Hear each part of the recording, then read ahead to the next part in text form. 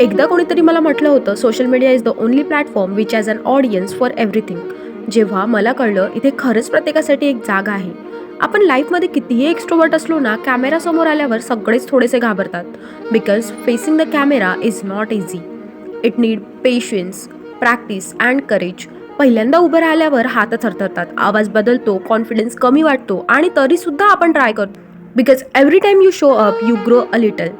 Content create करायचं कारण views किंवा लाईक नसावं. It should be explore your word to discover your self. आपल्यात लपलेली क्रिएटिव्हिटी, कॉन्फिडन्स आणि स्ट्रेंथ हळूहळू बाहेर यायला लागतो आणि मग येते कन्सिस्टन्सी. एक दिवस नाही, 2 दिवस नाही, but showing up again and again. Just be real and consistent.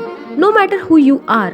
तू कोणीही असशील, content create not to impress the world but to understand yourself better. Because camera जज करत नाही, it softly tells you who you really R.